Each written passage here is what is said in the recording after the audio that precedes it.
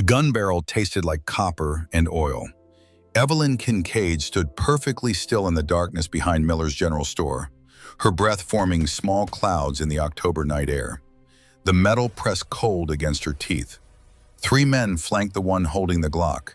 Clayton Booker, former Army Ranger, dishonorably discharged, now the biggest mistake Montana had ever made. "You think you're too good for me?" Clay's voice dripped with malice. His breath reeked of whiskey and rage. "Walking around my town like you own it, looking through me like I'm nothing." The alley stank of rotting garbage and motor oil. A single streetlight cast long shadows across the wet pavement. Evelyn's grocery bag lay at her feet where she dropped it. Eggs, probably broken. Bread, definitely ruined. "Suck it, bitch!" Clay pushed the gun deeper. But Evelyn's eyes, they didn't show fear, they showed calculation. In half a heartbeat, her mind processed everything. 4 hostiles, 1 armed. Clay's finger outside the trigger guard. Amateur hour. His 3 friends spread too wide. No crossfire discipline. Exit route behind her, 12 feet to the corner. Wind 3 miles per hour from the northeast. Temperature 42 degrees. Her voice came out cold as January frost. "You have 3 seconds to remove that weapon." Clay laughed. His friends laughed. Then Evelyn moved. Her right hand snapped up, locked around Clay's wrist, twisted inward. Pressure point strike with her thumb. The radial nerve lit up like fireworks. His hands spasmed open. The Glock clattered to the pavement. Her left elbow drove into his solar plexus, folding him like a cheap lawn chair. 2 seconds. The man to her left lunged. She pivoted, used his momentum against him, sent him face first into the brick wall. Cartilage crunched. He dropped. 4 seconds. The other 2 came together. Mistake. She dropped low, swept the first one's knee. Ligaments popped. He screamed going down. The last one swung wild. She caught his arm, hyperextended the elbow. The joint bent backward with a wet snap. 8 seconds total. 4 men on the ground. Not one of them moving right. Evelyn picked up her grocery bag, left the Glock where it fell, and walked away into the darkness. Behind her, Clay Booker gasped for air and stared at the empty alley with something new in his eyes. Fear. 6 months earlier, Evelyn had been someone else entirely. Master Chief Petty Officer Evelyn Kincaid, SEAL Team 5, 73 confirmed kills, the youngest female operator to break 50 by age 24. They called her Ghost because nobody saw her coming, and nobody lived to tell about it afterward. She'd been the best. Now she just wanted to disappear. The memory came every night like clockwork. Same images, same sounds, same horror that jolted her awake at 0300, drenched in sweat, reaching for a rifle that wasn't there. Raqqa, Syria, March 2023. The mission brief had been clean. Eliminate Hassan al-Nadim, ISIS cell leader, 3rd floor apartment, Northwestern District. Intel came from CIA assets on the ground. Solid information, or so they said. Evelyn had set up 847 meters out, prone on a rooftop, the Remington 700 steady against her shoulder. Wind 8 miles per hour, temperature 32 Celsius, humidity low, perfect conditions. Through her scope, she'd watch the target move past the window. Male, late 30s, beard, dark clothing, matched the description. She'd done the math. Bullet drop, wind drift, Coriolis effect at this range negligible. Her breathing slowed. Heart rate dropped from 70 beats per minute to 58. The shot broke clean between heartbeats. The man dropped. Mission complete. Except it wasn't. The man hadn't been Hassan al-Nadim. He'd been Dr. Karim al-Masi, a civilian physician taken hostage 3 days earlier. And in his arms, hidden from Evelyn's angle by a doorframe, he'd been holding a 4-year-old girl, his daughter. When the ISIS fighters panicked at the gunshot, they'd opened fire. The child died in the crossfire. Bad intelligence, Wrong target, dead civilian, dead child. The investigation took 3 months. Evelyn was cleared, faulty intel, not operator error. The fault lay with the CIA asset who'd misidentified the target. Not her fault. But try telling that to her hands at 3 in the morning. Try telling that to the little girl's face that lived behind her eyelids. Medical discharge, severe PTSD, suicidal ideation. June 2023, 5 years of service, 73 confirmed kills, one dead child that outweighed them all. Whitefish, Montana wasn't much. Population 8,000, one main street, 3 churches, 2 bars, one stoplight that didn't even work half the time. Perfect place to disappear. Evelyn had found the room above the hardware store in July. Small, clean, cheap. She paid cash. Didn't ask questions. Didn't answer them either. The job at Mountain Brew Cafe came a week later. The owner, Rosalind Thatcher, everyone called her Roz, was 58, gray-haired, with eyes that had seen too much and forgiven more. Former Army medic, Persian Gulf War, 1990 to 1991. Lost her husband in Iraq in 2006. Raised her daughter alone. She'd taken one look at Evelyn and known. "You're military," Roz had said. Not a question. "Was," Evelyn answered. "Recent?" "Recent enough," Roz had nodded. "Can you start Monday?" No questions about references. No background check. No prying into the hollowness behind Evelyn's eyes. Just kindness. The cafe became Evelyn's world. Morning shift, 5 days a week. Coffee, eggs, toast, small talk she didn't participate in. Regulars who eventually stopped trying to draw her out. She existed. Barely. Then there was Lily, Roz's daughter, 12 years old, blonde braids, gap-toothed smile, spent every afternoon at the cafe doing homework at table 6. She'd started talking to Evelyn the second week. "What's your favorite book?" Evelyn had been wiping down the counter. "Don't have one." "Everyone has a favorite book. Mine's The Lion, the Witch, and the Wardrobe. Have you read it?" "No." "You should. It's about this girl named Lucy who finds a magical world in a wardrobe. There's a lion named Aslan who's really brave and—" "Lily," Roz's voice from the kitchen, "let her work."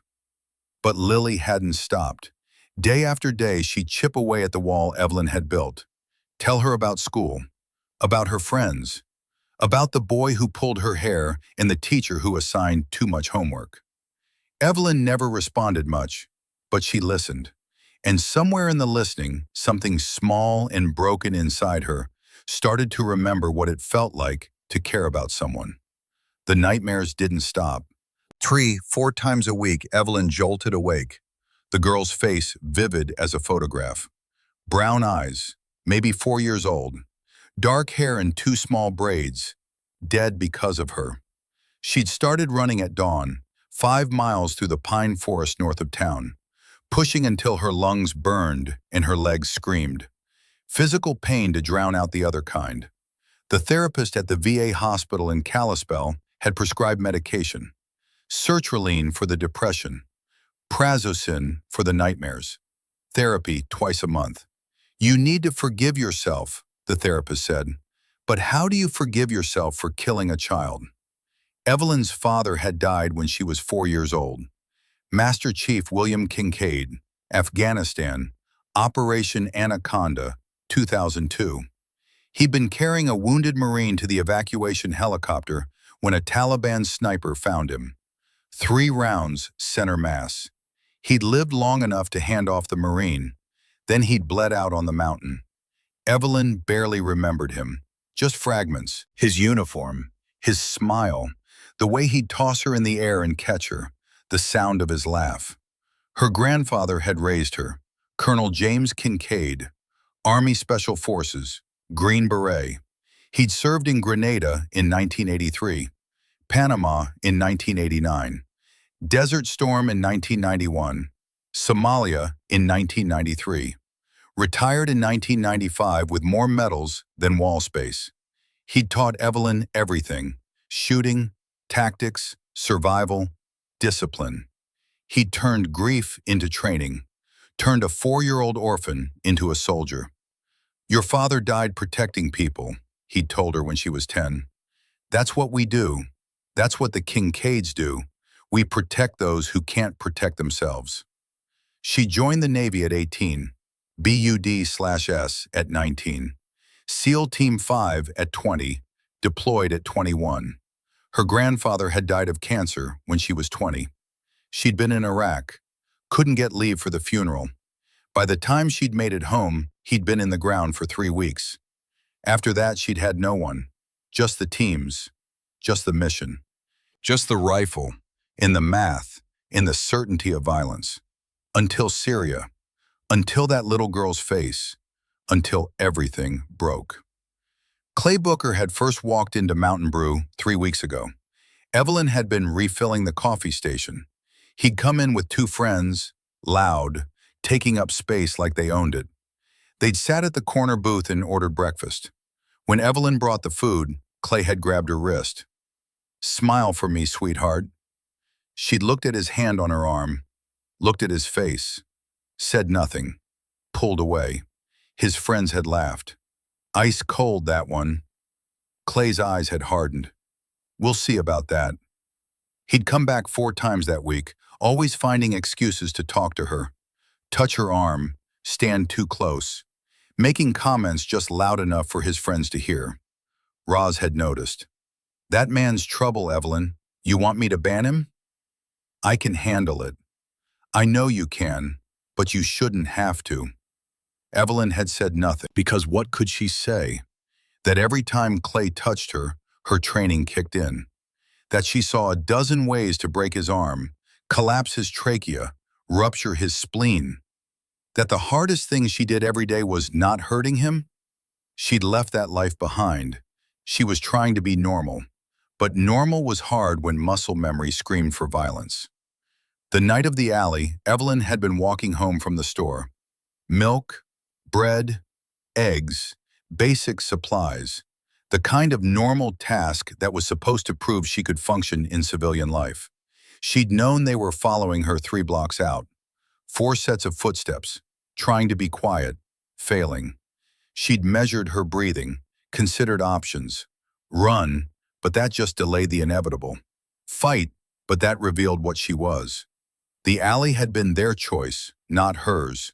And when Clay had shoved that gun in her mouth, something inside her had snapped. Not anger, calculation. This man was a threat. These men were threats, and she'd spent 5 years learning to neutralize threats with extreme efficiency. The training had taken over. Disarm, disable, escape, clean, efficient, no wasted motion. But as she'd walked home afterward, groceries in hand, one thought had dominated. She'd done it again. Violence. She'd promised herself no more violence, and yet here she was, leaving 4 men broken in an alley because she couldn't just be normal. The eggs had been smashed anyway. Clay Booker was many things, but stupid wasn't one of them. He dragged himself to his truck, left his useless friends in the alley, and driven straight to Sheriff Thomas Driscoll's house. Driscoll answered the door in a bathrobe. "This better be good, Booker." "That woman at the cafe, the quiet one, Evelyn something." "What about her?" "She's not normal. I pulled a gun on her and she took me apart in 8 seconds. I need to know who she is." Driscoll had considered this. The sheriff was 60, overweight, corrupt as they came. He'd been taking Clay's money for 3 years to look the other way on various operations. "I'll make some calls." The calls had taken 2 days.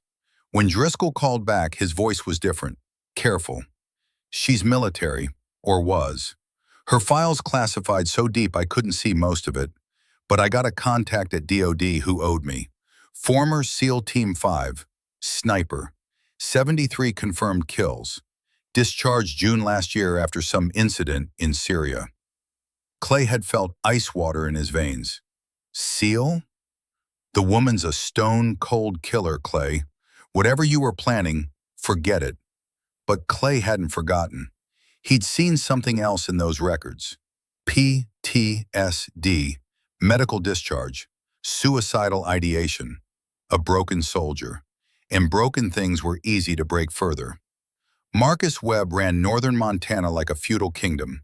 Drugs, guns, protection, anything illegal he controlled. 52 years old, ex-Marine officer, dishonorably discharged in 2003 for striking a superior. Built his empire over 20 years. Clay Booker was his muscle, had been for 3 years. Webb's operation was simple. Cocaine came up from the Sinaloa cartel through Seattle. Weapons, stolen from military bases, went back down. Everyone made money. Everyone stayed quiet. But Webb had a problem. In 5 days, his biggest shipment in 3 years was arriving. 2 million in cocaine, 500,000 in stolen military hardware, M4 rifles, grenades, C4 explosives taken from Fort Lewis in Washington. Law enforcement had been sniffing around. He needed a distraction. When Clay came to him with the story about the SEAL woman, Webb had listened carefully.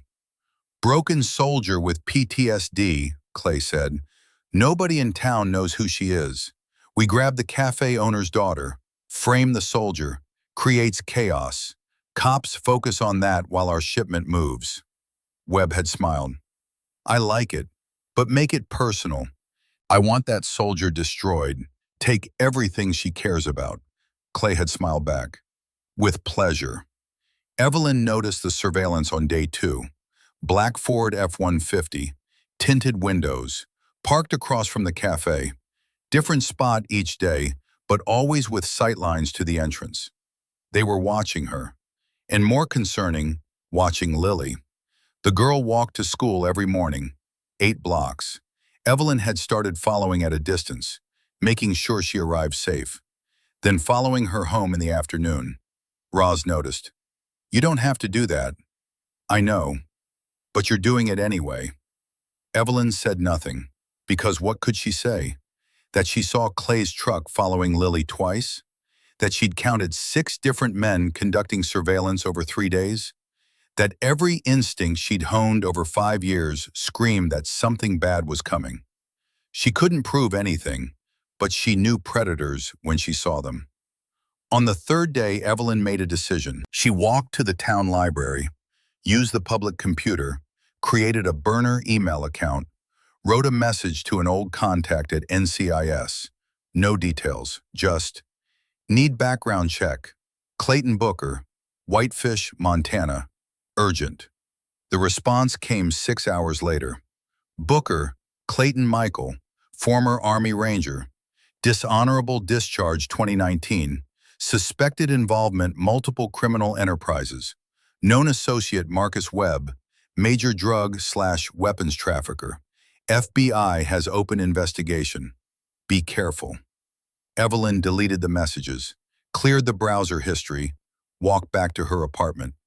That night she pulled out the box she'd hidden under her bed, her go bag from the Navy. She'd kept it even after discharge. Old habits. Inside, cash, fake ID, burner phones, and her father's K-bar knife. The one with his initials, WK, scratched into the handle. She held the knife, felt the weight, the balance.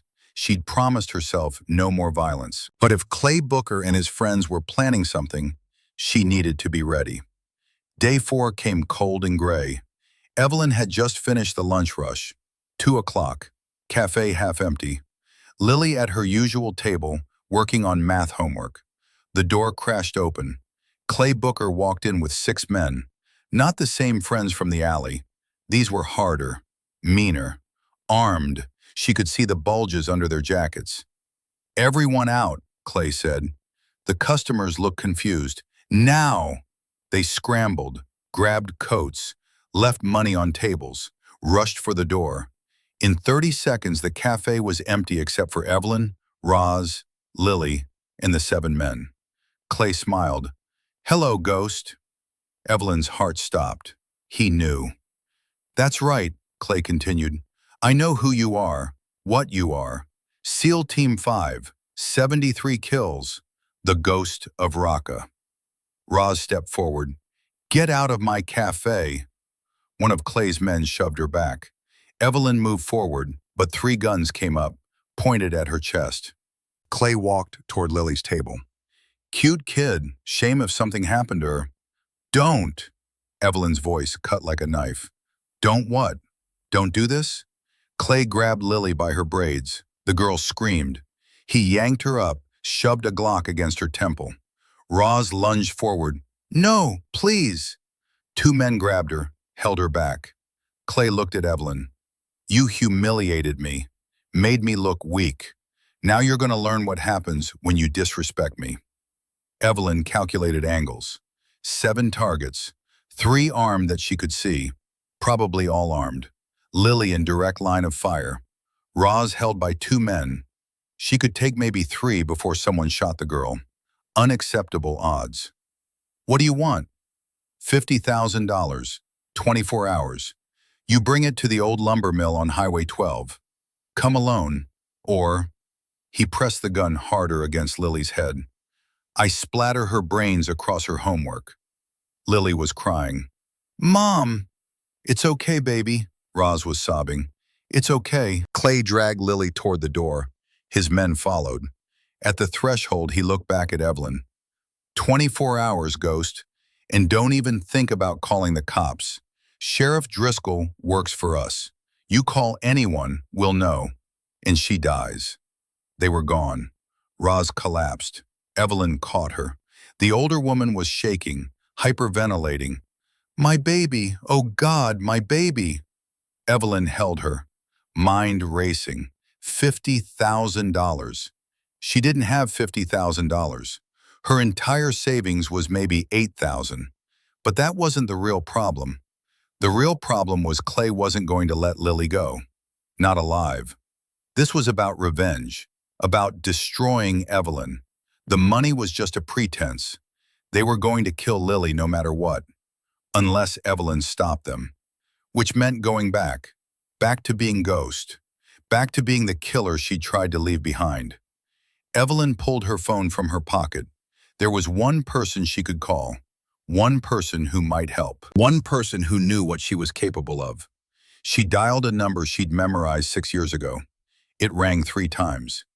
Kincaid. The voice was gravel and smoke. Didn't expect to hear from you. Reaper, Evelyn said. I need your help. The drive to Reaper's cabin took 50 minutes. Evelyn had left Roz at the cafe with Deputy Sloan Ashford, one of the few honest cops in town. Told Roz not to call the FBI yet, promised she had a plan.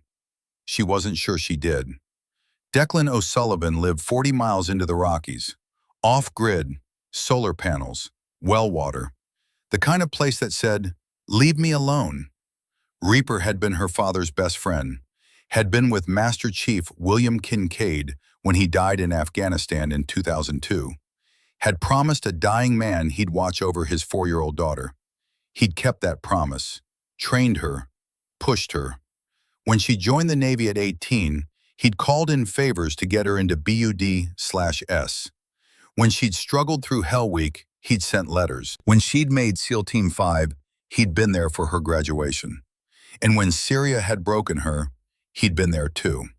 She pulled up to the cabin as the sun touched the western peaks. Knocked 3 times. The door opened. Reaper stood 6'2", lean as a whip at 68. Gray beard, hard eyes that had seen 30 years of war. He looked at her face and knew immediately. What happened? They took a girl, 12 years old, Clay Booker and his crew. They know who I am. Reaper stepped aside. Come in. The cabin smelled like coffee and gun oil.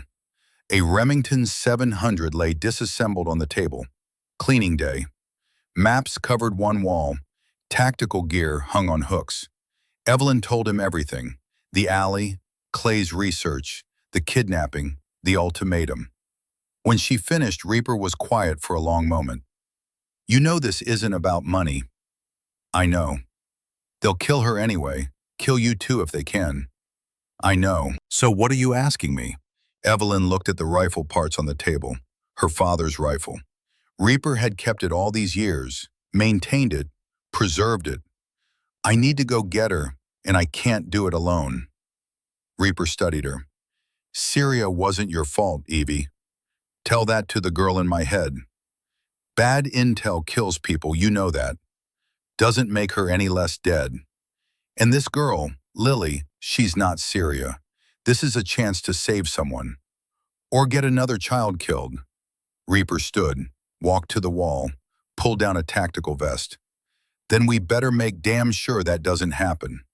He began assembling her father's rifle, each piece clicking into place with practiced precision. Your old man carried this rifle for 8 years, never missed a shot that mattered. You know why? Because he was the best. Because he knew what he was fighting for. Not for the mission, not for the team, for the people who couldn't fight for themselves. Reaper finished assembling the rifle, held it out to Evelyn. That girl's scared right now, alone, waiting for someone to save her. You failed to save one child, you won't fail again. I'll make sure of it. Evelyn took the rifle, felt the familiar weight, the balance, the certainty of metal and wood and mathematics. Thank you. Don't thank me yet. We still have to pull this off. Deputy Sloan Ashford arrived at the cabin an hour later. 34 years old, sharp eyes, honest to a fault in a department that was anything but. She'd been pushing back against Driscoll's corruption for 2 years. Clay Booker's been on my radar for months, she said, spreading photos across the table. He works for Marcus Webb, drug and weapons trafficking, but we can never get enough evidence to move. She pointed to a satellite image. This is where they're holding her, Blackwood Lumber Mill, 25 miles north, abandoned since 2015. Perfect place for something like this.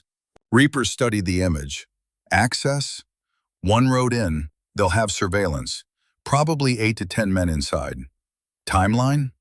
Clay said 24 hours, but I'd bet they move her in 18. Once they realize you're not bringing money, they'll relocate to Webb's main compound. After that, she's gone. Evelyn stared at the photo. Satellite showed a main building, 2 guard shacks, dense forest all around. Reaper pulled out a topographic map, laid it beside the satellite image. Approach from the north, through the forest, gives us elevation and cover. His finger traced a route. Set up here, 600 meters out, good sight lines, natural concealment. 10 hostiles, Evelyn said. Maybe more, 2 of us. 3, Sloan said. I'm coming. You're a deputy. This is illegal. That girl's a civilian. Driscoll won't help. FBI will take too long. Sometimes illegal is the only option. Reaper looked at Evelyn. She's right. We need overwatch and someone to coordinate with law enforcement after. Sloan can do that. Evelyn nodded slowly. Okay, but if this goes wrong, it won't, Reaper said, because we're not going to let it. They geared up as darkness fell. Reaper's cache held enough weapons to equip a small army. All legal, grandfathered in from his military days, or purchased through proper channels. The man believed in being prepared. For Evelyn, her father's Remington 700.308, Sig Sauer P226 as backup, K-bar knife with her father's initials, WK, scratched into the handle, tactical vest, night vision, comms equipment. For Reaper, M4A1 carbine, breaching charges, flashbangs, everything needed to make a dynamic entry. For Sloan, Glock 19, radio, first aid kit. Her role was coordination, not combat. As Evelyn loaded magazines, muscle memory took over. 30 rounds .308, smooth action, perfect weight.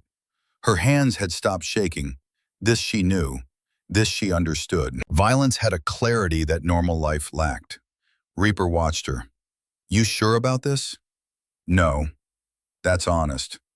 I can't let her die, Reaper. I can't. Her voice broke.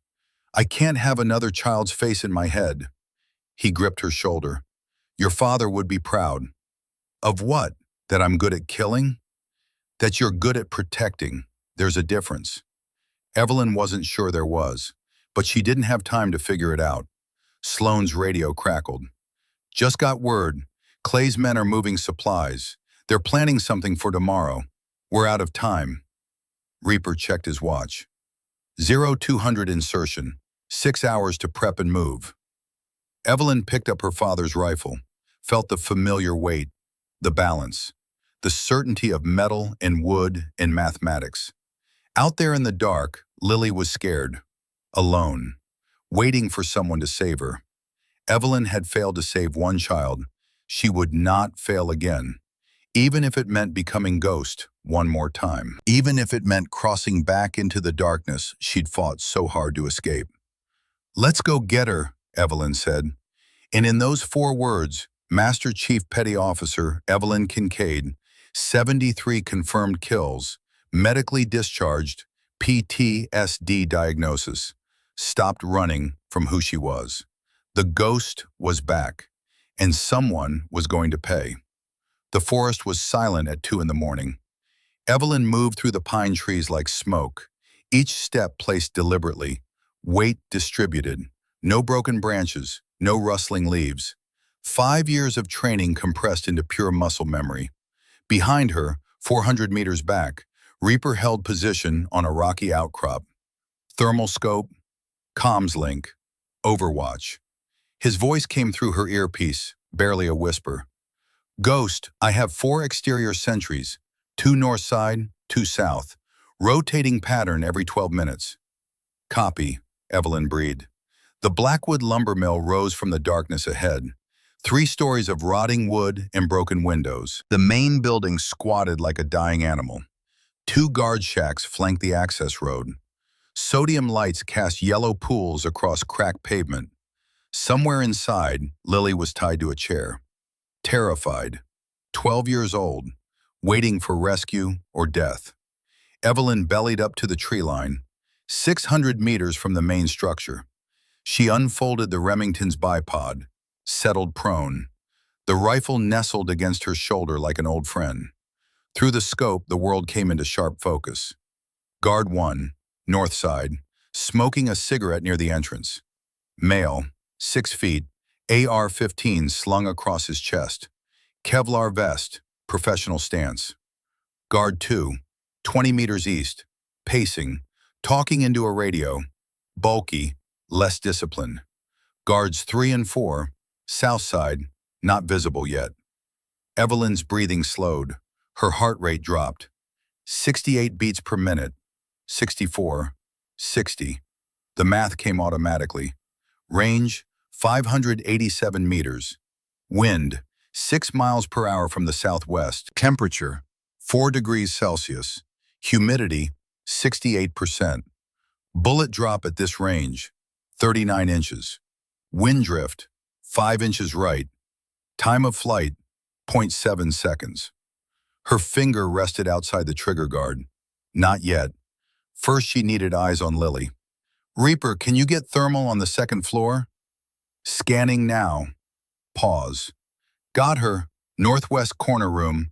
Single heat signature. Small. Stationary. Has to be the girl.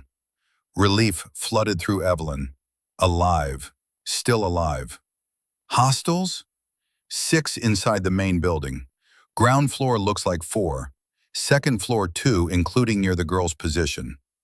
10 total. 4 outside. 6 inside. Bad odds. Not impossible. But then her hands started shaking. The rifle scope wavered. The crosshairs danced across the guard's chest. Her breathing hitched. Heart rate spiked. 80 beats per minute. 90. The girl's face appeared in her mind. Not Lily. The other girl. Syria. 4 years old. Dark braids. Brown eyes going empty. Evelyn's finger trembled on the stock. "Ghost." Reaper's voice cut through the static. "Talk to me." "I can't." Her voice cracked. "I can't do this." "Yes, you can. What if I miss? What if I hit Lily? What if—" "Stop." Reaper's tone went hard. Command voice. "You are not that person in Syria. You understand me? That was bad intel. This is a rescue. Focus on the mission. I can't trust myself. Then trust me. You're the best sniper I ever trained. Better than your father. Better than anyone I saw in 30 years. You don't miss. Not when it matters. Evelyn closed her eyes, breathed. In for 4, hold for 4, out for 4. The girl's face faded, her heartbeat slowed. When she opened her eyes, the crosshairs were steady. I'm good, she whispered. Then take this shot. The guard near the entrance flicked his cigarette away. It arced through the darkness, trailing orange sparks. Evelyn's finger moved to the trigger. Exhale. Natural pause in breathing. Between heartbeats. Squeeze. The rifle bucked. The suppressor reduced the report to a sharp cough. Through the scope, she saw the guard's head snap back. He dropped like a puppet with cut strings. One down. The pacing guard didn't notice. His radio chatter continued. 20 seconds before he'd reach his partner's position. 20 seconds before alarm. Evelyn worked the bolt. Smooth. Practiced. Another round chambered.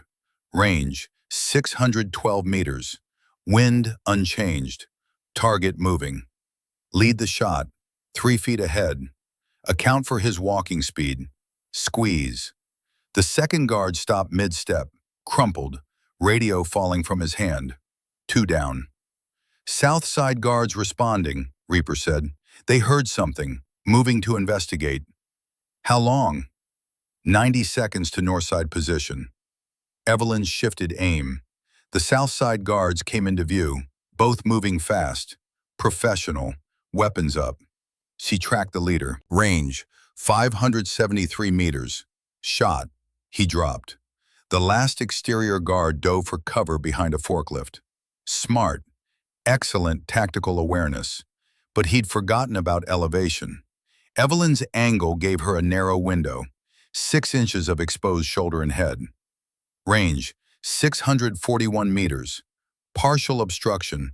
Moving target trying to key his radio. Difficult shot. She breathed out. Fired.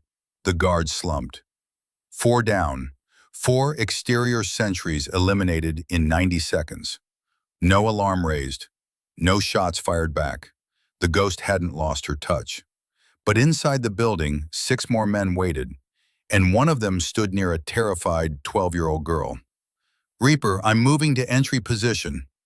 Copy, I'll maintain overwatch. Call if you need suppressing fire. Evelyn rose from her position, left the Remington, drew the Sig Sauer P226, 17 rounds in the magazine, 1 in the chamber. Enough. She moved through the darkness toward the kill house. The main entrance was steel, reinforced, locked. Side entrance, loading dock, roll-up door partially open, 3 feet of clearance. Evelyn dropped prone, slid under, came up inside. Darkness.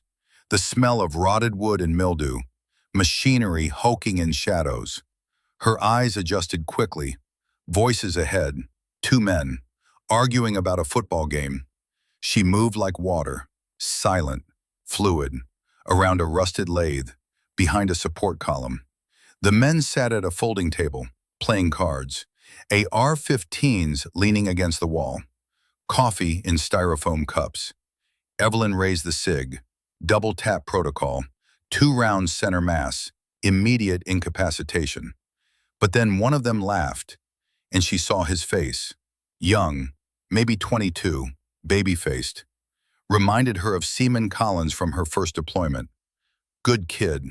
Died in Mosul. IED took half his squad. Her finger hesitated on the trigger. These men worked for Clay, worked for Webb, kidnapped a child. They deserved what came next. But that young face. Ghost, Sitrap. Reaper's voice in her ear. The men stood. One grabbed his rifle, started walking her direction.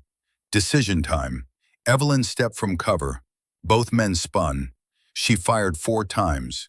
2 rounds each, center mass. They dropped. The hesitation had cost her a second, but only a second. 2 down, 4 to go. Footsteps pounded overhead. Someone had heard. Contact! A voice shouted from the second floor. Intruders! Lock down the girl! Evelyn ran for the stairs, took them three at a time. Second floor hallway, doors on both sides. A man appeared at the far end, raised an MP5. Evelyn fired twice. He went down. Three down, three to go. A door burst open to her left. Another guard. He got one shot off, wild, panicked. The round sparked off a pipe 6 inches from her head. She put two in his chest. He fell back into the room. Four down, two to go. Reaper, I need that room. Northwest corner. 30 meters ahead. Last door left side. Evelyn moved down the hallway. Blood pounded in her ears. Every breath sharp and clear. This was what she knew. This was what she was good at. Violence. Controlled. Precise. Effective. The last door was closed. Voices inside. Male. Agitated. Calling Webb. This is FUBAR. We need extraction. Forget extraction. Use the girl as a shield. Move to the back stairs. Evelyn tested the doorknob. Locked. She stepped back. Fired 3 rounds into the lock mechanism. Wood splintered. Metal shrieked. Kicked the door open. The room exploded into chaos. Lily sat in a chair in the corner. Zip-tied. Duct tape across her mouth. Eyes wide with terror. 2 men. One on a cell phone near the window. One moving toward Lily with a pistol. The one with the pistol raised it toward Lily's head. Don't move or she... Evelyn shot him through the throat. He gurgled. Dropped. The man with the phone fired. Muzzle flash in the darkness. 3 rounds. All high. Panic shooting. Evelyn's return fire was not panicked. 2 shots. Both hit. He collapsed against the window. Fell. Silence. 5 down. 1 to go. Where was the 6th? Behind you! Lily's muffled scream through the duct tape. Evelyn spun. The last guard came through the door. Big, 6'4", 250 pounds. He slammed into her like a freight train. The cig flew from her hand, skittered across the floor. They crashed into a wall. His hands found her throat, squeezed. Her vision sparked. Air cut off. She drove her knee into his groin. Nothing. He wore a cup. Slammed her palm into his nose. Cartilage crunched. Blood poured. He didn't let go. Her vision darkened. 60 seconds until unconsciousness. 90 until brain damage. The K-bar knife on her belt. She grabbed it, yanked it free, drove it into his side, between the ribs, up into the lung. He gasped, released her throat. She twisted the blade, ripped it out. He staggered back. Ghost. Reaper's voice. Status? Evelyn couldn't respond. Gasping for air, throat crushed. The guard wasn't done. He pulled his own knife. 8-inch tactical blade. Lunged. She sidestepped. His momentum carried him past. She grabbed his knife arm. Hyperextended the elbow. The joint popped. He screamed, dropped his knife. She kicked his knee. Ligaments tore. He went down. Picked up her cig from where it had fallen. Aimed at his head. He stared up at her. Young, maybe 30. Terrified. Please, he choked. Please don't. Her finger was on the trigger. 6 men dead already tonight. What was one more? She'd killed 73 people. 74 was just a number. But then Lily made a sound. A small, frightened whimper. And Evelyn remembered why she was here. Not to kill, to save. She lowered the gun, slammed the butt into the side of his head. He went limp, unconscious, not dead. Evelyn holstered the cig, rushed to Lily, cut the zip ties with the K-bar, peeled off the duct tape. Lily burst into tears. I thought they were going to... You're safe. Evelyn's voice was hoarse, damaged. You're safe now. My mom. Your mom's waiting for you. We need to move. Explosion. The building shook. The south wall erupted in flames. Ghost, you've got company. Reaper's voice crackled with static. Clay Booker just arrived with 8 more men. They're breaching the main entrance. Flashbangs and fire. You need to extract now. Evelyn grabbed Lily's hand. Stay close to me.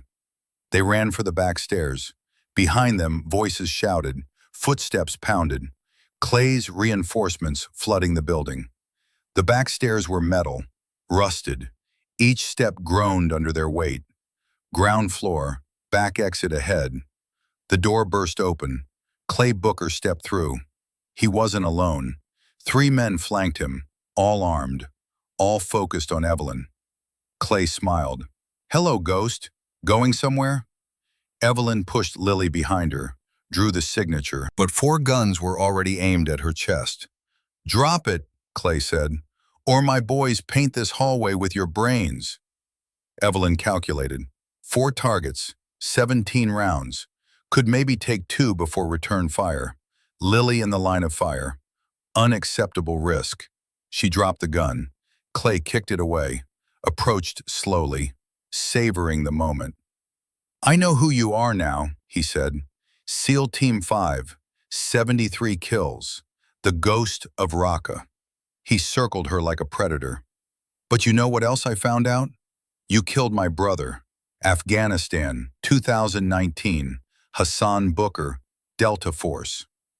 Evelyn's mind raced. Hassan Booker, Delta, 2019. The memory surfaced. Kandahar Province, joint operation, Taliban cell. She'd been Overwatch, 600 meters out. The targets had scattered when the assault began. She'd tracked 1 fighter, male, dark clothes, running. She'd fired. Perfect shot. He dropped. Later they'd identified him. Staff Sergeant Hassan Booker, Delta Force, deep cover, wearing local clothes for infiltration. He'd been chasing a high-value target, ran directly into her line of fire. Friendly fire. Accident. But dead was dead. It wasn't, Evelyn started. Intentional?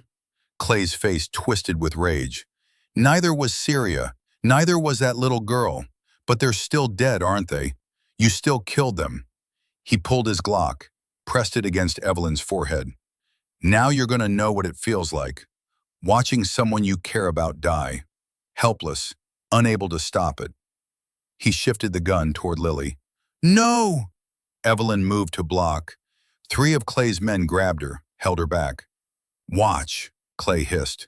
The gun centered on Lily's chest. Lily's eyes went wide. Please! Everything slowed. Evelyn saw the trigger move, saw Clay's finger tighten.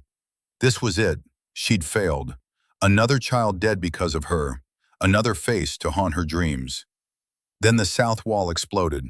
Not fire this time. Breaching charge. The explosion threw everyone to the ground. Evelyn's ears rang.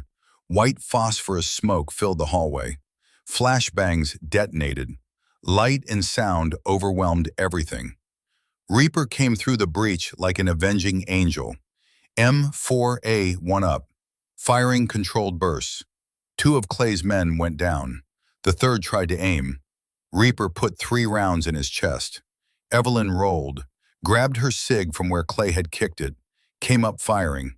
Clay had lost his grip on his gun. He scrambled for it, found it, swung toward Lily. Evelyn's shot took him in the shoulder. The gun flew from his hand. He roared, staggered back.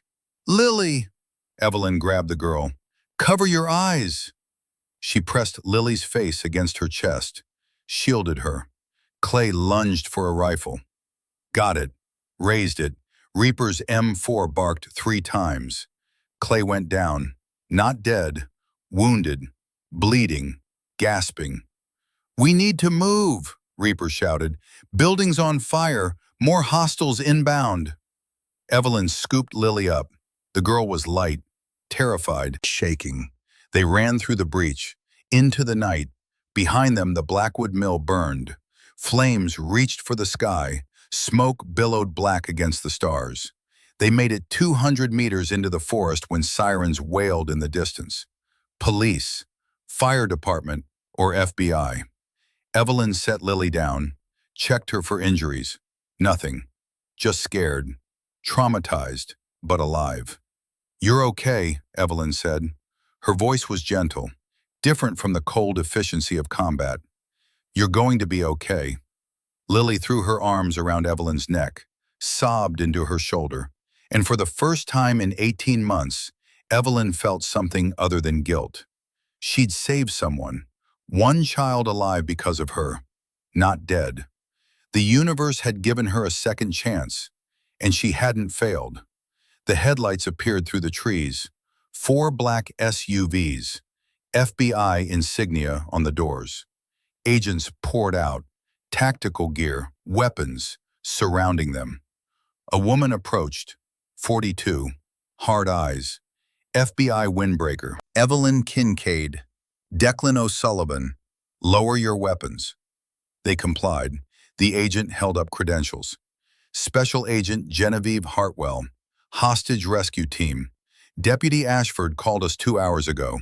We've been en route since then." She looked at the burning building, at Lily, at the bodies they'd left in their wake. "How many?" "6 inside," Evelyn said. "4 outside. All hostile. All armed. The girl is safe." Hartwell studied her. "Former SEAL Team 5. "Yes, ma'am." "Syria incident. PTSD discharge. And now this." "Yes, ma'am. You just committed multiple felonies. Vigilante action. Illegal weapons discharge. 6 counts of homicide." "They kidnapped a child," Reaper growled. "I'm aware." Hartwell's expression didn't change. "But the law doesn't make exceptions for good intentions." Lily pulled away from Evelyn, walked to Hartwell. "She saved me," the girl said. Her voice was small but steady. "Those men were going to kill me. She saved me." Hartwell looked at Lily, back at Evelyn. "Separate them. Get statements, and someone get this girl to her mother." 2 agents gently took Lily. She looked back at Evelyn, mouthed 2 words. "Thank you." Then she was gone, into an SUV, safe. Hartwell stepped closer to Evelyn, lowered her voice. "Clayton Booker is in custody, wounded but talking. Says he works for Marcus Webb, major drug and weapons trafficker. We've been trying to nail Webb for 3 years." She paused. "Booker says there's a shipment tomorrow, 2 million in cocaine, stolen military weapons, but he won't give us the location.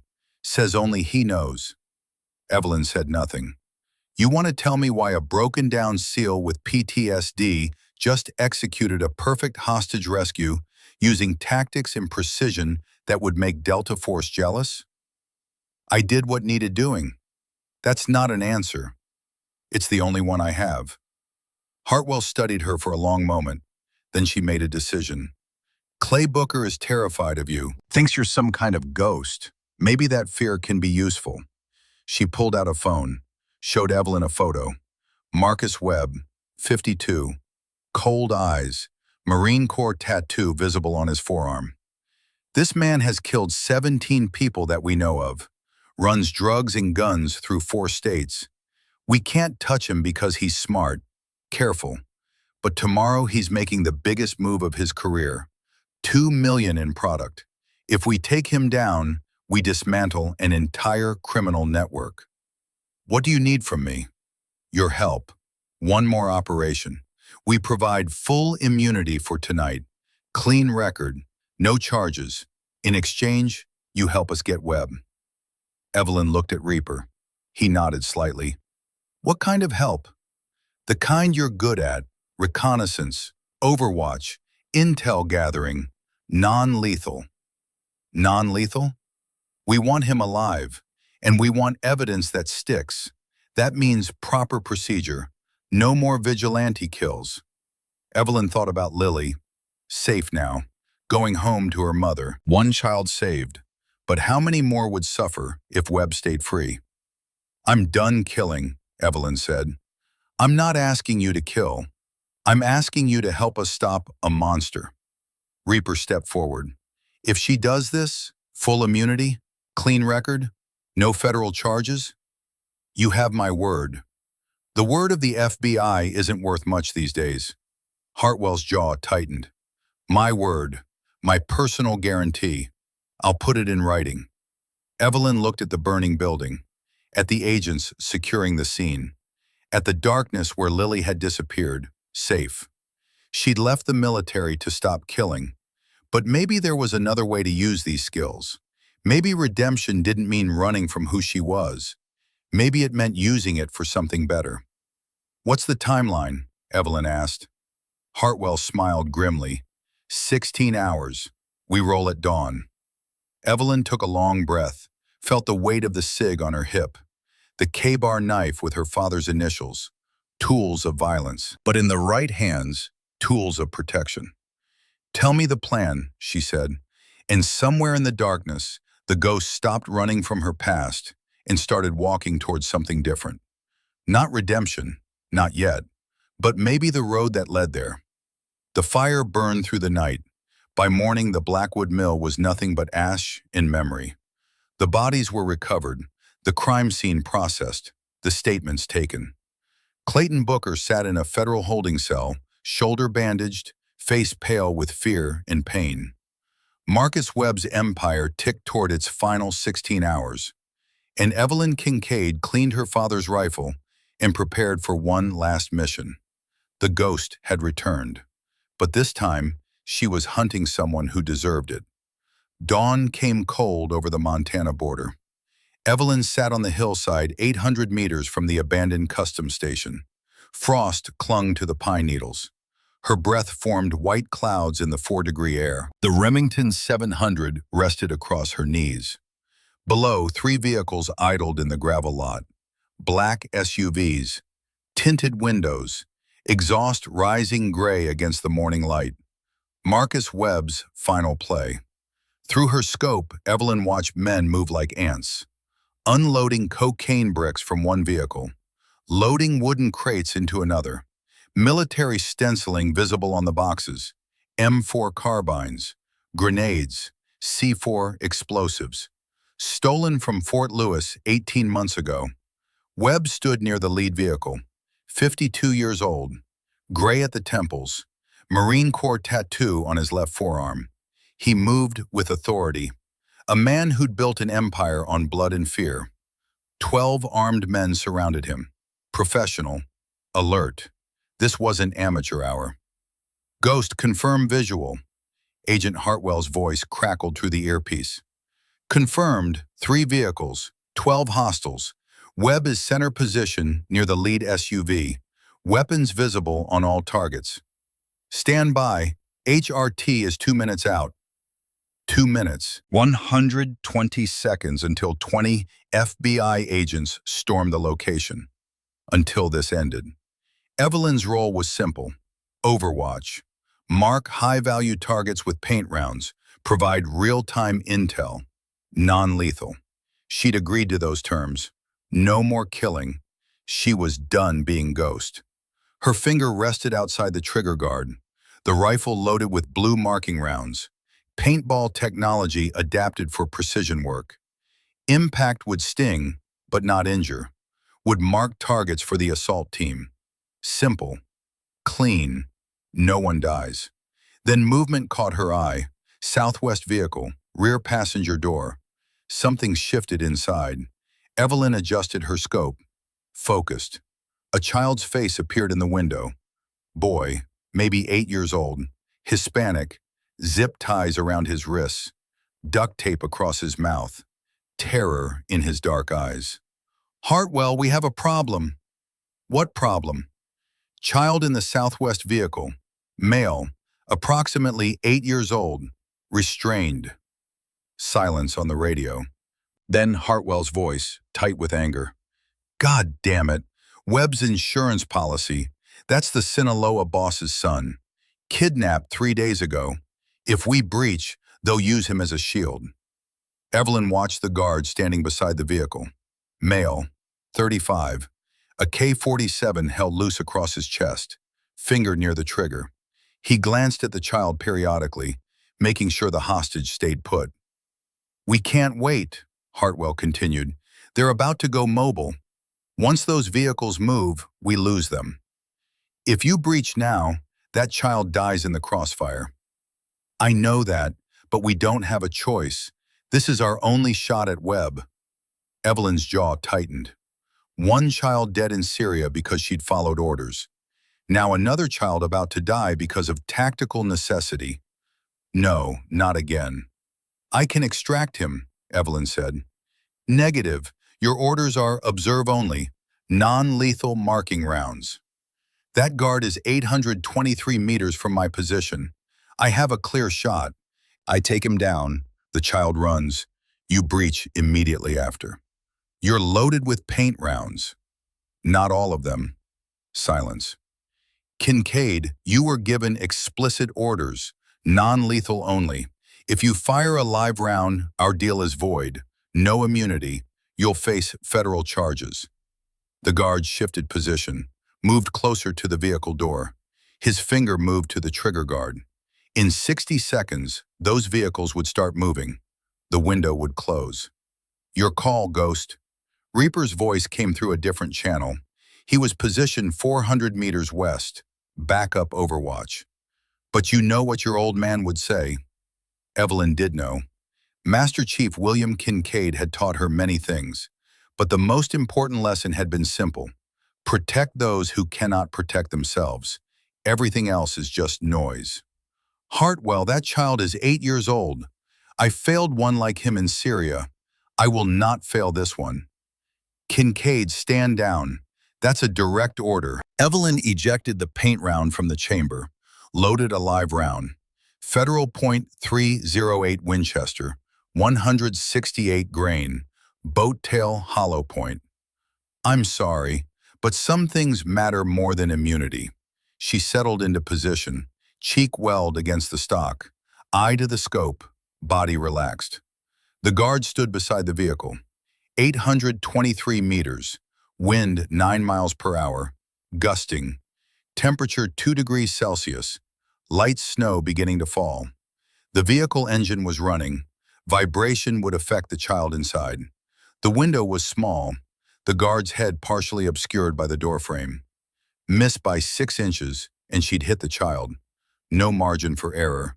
But her hands were steady now. Syria had been bad intel. This was a choice, a conscious decision to save someone. That made all the difference. She did the math. Range, wind, bullet drop 52 inches. Wind drift 11 inches right. Time of flight .9 seconds. Her breathing stopped. Natural pause in the respiratory cycle. Heartbeat slowed to 62 beats per minute. The crosshairs settled on the guard's temple, between the doorframe and his skull. 3-inch window. She thought of Lily, safe because Evelyn had acted. She thought of the Syrian girl, dead because of circumstances beyond control. This child would live. She would make certain of it. The guard turned slightly. Full profile visible now. Perfect shot. Evelyn squeezed the trigger. The rifle bucked. The round broke clean. Through the scope, she tracked its path. 823 meters, .9 seconds. The guard's head snapped back. Red mist. He dropped. The child in the vehicle saw the guard fall, saw freedom. He kicked the door open, scrambled out, ran screaming toward the tree line. Child is clear, Evelyn transmitted. You are go for breach. All units, go, go, go! Hartwell's voice exploded across the radio. The hillside erupted. 20 FBI agents stormed from concealment. Black tactical gear, shields raised, flashbangs detonated, smoke grenades billowed. FBI, hands up, get down! Webb's men scattered. Some reached for weapons, bad choice. 2 guards went down in the first volley, non-lethal rounds, beanbags and rubber bullets. They crumpled screaming. 3 more tried to run, tackled within 20 feet, cuffed, neutralized. But Webb was different. He didn't run, didn't surrender. He pulled a Glock from his jacket, fired at the advancing agents. 3 rounds, 4, 5. 1 agent went down. Ballistic vest caught it, but he stayed down. Webb ran for the lead vehicle, made it to the driver's door, yanked it open. He's mobile, Someone shouted, "Stop that vehicle!" Webb jumped in. Engine roared. Tires spun on gravel. Evelyn tracked him through the scope, could put a round through the windshield, through his chest. End this now. But she'd made a promise. No more killing except to save lives. Webb's vehicle wasn't a threat yet, just escape. She adjusted aim, fired. The round punched through the front left tire. The SUV lurched, veered, crashed into a concrete barrier. Webb kicked the door open, stumbled out, blood on his forehead from impact with the steering wheel, but he still held the Glock. 5 FBI agents surrounded him. "Drop it! Drop the weapon!" Webb didn't drop it. He raised it toward the nearest agent. Evelyn's finger was already on the trigger, but she didn't fire. The FBI did. 3 non-lethal rounds hit Webb's center mass. He went down hard, gasping. The Glock fell from his hand. Agents swarmed him, cuffed him, yanked him upright. The whole thing took 90 seconds. No FBI fatalities. 8 cartel members in custody, 4 wounded, 1 dead, the guard Evelyn had killed. She worked the bolt, ejected the spent casing, caught it, held it in her palm, still warm. 74 confirmed kills. Below, the rescued child ran to FBI agents. They wrapped him in a thermal blanket. One agent knelt down, spoke softly. The boy nodded, still terrified, but alive. Alive. "You did good, kid." Reaper appeared beside her, moving silent despite his 68 years. He sat down. "You saved him." "I killed someone." "You saved a child. There's a difference." "Is there?" Reaper took the spent casing from her hand, looked at it. "Your father killed 37 people in his career. You know what he told me before he died? He said he didn't remember most of their faces, but he remembered every person he saved, every civilian he pulled out of a firefight, every kid he gave water to, every village he defended." He gave the casing back. "You're not defined by who you kill, Evie. You're defined by who you save. And today you saved that boy's life. That matters." Maybe it did. Maybe it didn't erase Syria, but maybe it was a start. Agent Hartwell climbed the hillside 20 minutes later. She looked at Evelyn. At the Remington. At the distant scene where her team processed the arrest. "That was a direct violation of orders." "Yes, ma'am." "I told you non-lethal only." "Yes, ma'am." "That guard is dead because you decided the mission parameters didn't apply to you." Evelyn said nothing. Hartwell stared at her for a long moment. Then she sighed. 823 meters, 9-mile-per-hour gusting wind, narrow window, moving vehicle, and you put the round exactly where it needed to go. She sat down beside Evelyn. "I've been with HRT for 12 years, seen the best shooters in the FBI. None of them would have taken that shot. Too risky, too many variables. I had to." "I know." Hartwell looked at the valley, at the rescued child being loaded into an ambulance. "That boy's name is Miguel, 8 years old, kidnapped from his home in Sinaloa 3 days ago. His father is a cartel boss, yes, but Miguel's just a kid. Scared, alone. He would have died today if you hadn't acted." She stood up, brushed snow off her pants. "Our deal was immunity in exchange for non-lethal support. You violated that deal. Technically, I should arrest you right now." Evelyn stood, held out her wrists. "Then do it." Hartwell looked at her wrists, didn't move. "That guard you killed, his name was Hector Ramirez, 36 years old, cartel enforcer, 17 arrests, 9 confirmed kills including 2 federal witnesses. He was on the FBI's most wanted list." She pulled out her phone, showed Evelyn a photo. Ramirez's mugshot. Dead eyes. "The world is better without him, and Miguel is alive because he's dead. So here's what's going to happen. My report will say that Ramirez was killed during the FBI operation. Friendly fire. Unavoidable in the chaos of the breach. You'd lie for me? I'd tell the truth in a way that serves justice. There's a difference." Hartwell put the phone away. You're a vigilante, Kincaid. You operate outside the law. That makes you dangerous. But you're also someone who saved 2 children in 24 hours when the system couldn't. That makes you valuable. She handed Evelyn a business card. FBI seal. Contact information. You want redemption?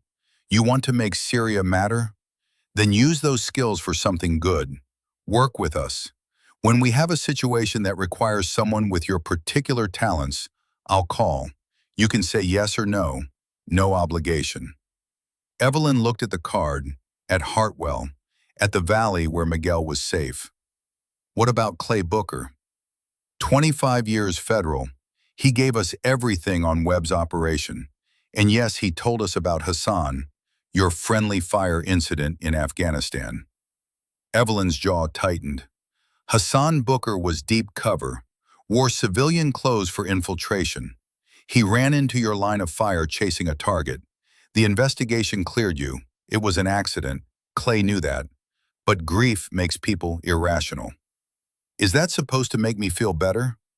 No, it's supposed to remind you that you're human. Humans make mistakes, even highly trained ones. The question is what you do after. She turned to leave, paused. We found something else in Webb's files, a list, names and addresses, federal witnesses, undercover agents, people who testified against his organization. She looked back at Evelyn. Your name was on that list. Webb had a contract out on you, $50,000. Clay was supposed to kill you after the Lily situation resolved. Cold settled into Evelyn's stomach. Why tell me this? Because you need to understand what you're up against. These people don't forgive. Webb's empire is broken, but there are others. Some will want revenge for what you did here. Let them come. Hartwell smiled grimly. There's the ghost I've heard about. Keep that fire. You're going to need it. She walked down the hill. 3 weeks later, Evelyn stood behind the counter at Mountain Brew Cafe. The morning rush had ended. Coffee smell hung heavy in the air. Roz worked the kitchen. Lily sat at table 6 doing homework. The girl looked up when Evelyn brought her hot chocolate. Extra marshmallows? Of course, Lily smiled. The same gap-toothed smile. But something had changed in her eyes. She'd seen violence, seen death, but she'd also seen rescue. Seen what one person could do when they refused to accept the unacceptable. Miss Evelyn? Yeah? Are you a superhero? Evelyn sat down across from her. No, sweetheart, definitely not. But you saved me. I did what needed doing. That's not true. Most people would have waited for police. You came yourself. Evelyn didn't know what to say. Lily stirred her hot chocolate. My mom says you were in the military, that you did important things. I was, and I did things. Don't know how important they were. Did you ever have to save other people? The Syrian girl's face flashed through Evelyn's mind, but so did Miguel's, running from that vehicle, alive, safe. Sometimes, Evelyn said, not always successfully. But you tried.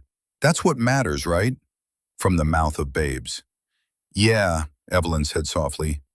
I guess it is. Roz came out of the kitchen, saw them talking, smiled, sat down at the table.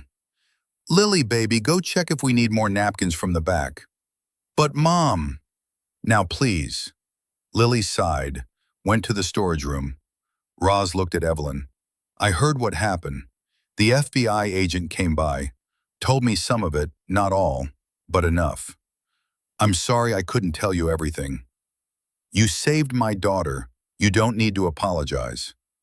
Roz reached across the table, took Evelyn's hand. But I also know you're carrying something heavy, something from before. Evelyn looked away. I was a medic in the Gulf War, Roz continued. Saw terrible things, tried to save them all, couldn't. Lost more than I saved, some days. That weight, it doesn't go away. But you learn to carry it differently. How? By remembering that you tried. By honoring the ones you couldn't save by saving the ones you can. By forgiving yourself for being human.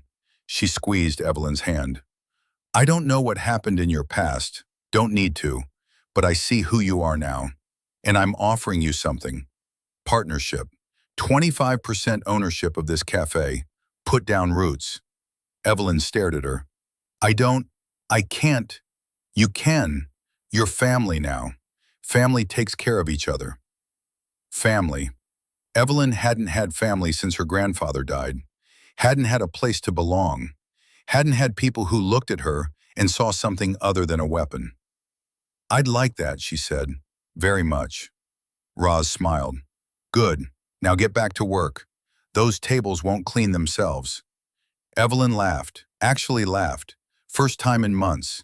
Maybe this was what healing looked like. Small moments. Normal tasks. People who cared. That evening, Evelyn sat alone in her cabin above the hardware store. She'd unpacked the box she'd been avoiding for 18 months. SEAL Team 5 memorabilia. Photos. Awards. Memories of who she used to be. On her small desk, she arranged a memorial. Her father's photo in dress whites. The trident pin she'd earned at BUD/S. The K-bar knife with his initials. And 2 photographs. The Syrian girl. 4 years old. Dark braids. Brown eyes. Evelyn had printed the photo from the classified file. Had looked at it every day for 6 months until she couldn't anymore. Had packed it away. Now she placed it on the desk. Not to torture herself, but to remember. To honor. Next to it, she placed the second photo. Miguel, 8 years old, wrapped in a thermal blanket, FBI agent kneeling beside him. Alive because Evelyn had taken a shot most people wouldn't have dared. Agent Hartwell had sent her that photo. Subject line, "This is what matters." 2 children, 1 dead, 1 alive. The scales didn't balance, but maybe they didn't need to. Evelyn lit a candle between the photos, sat back. "I can't bring you back," she said to the Syrian girl's image. "I'm sorry, I'm so sorry. But I saved him. I saved Miguel. And I saved Lily.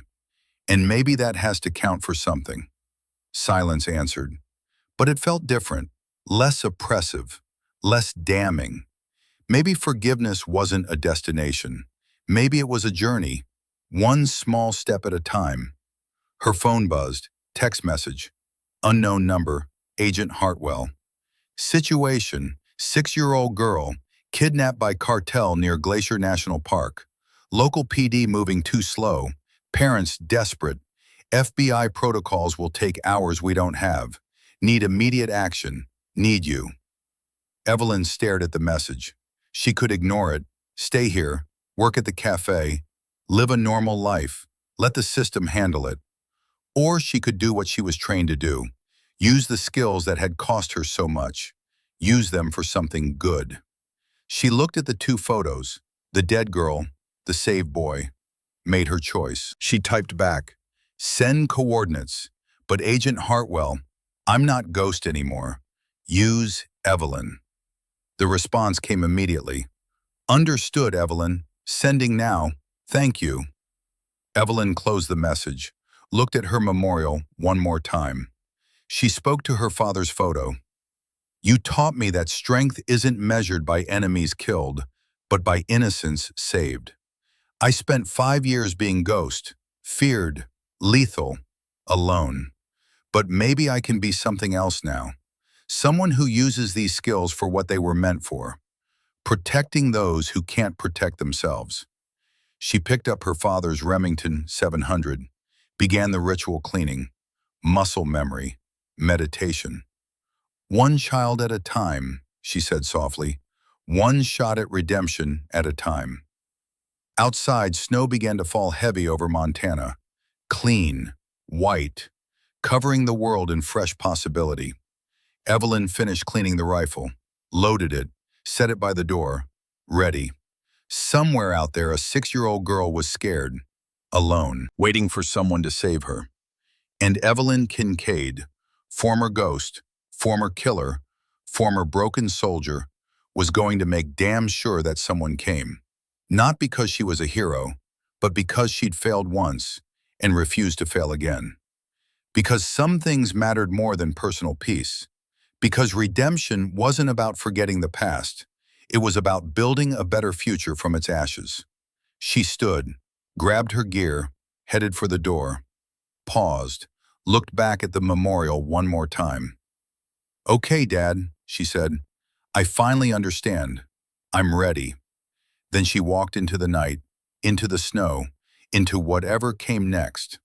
The ghost was gone, but Evelyn Kincaid remained, and that was enough.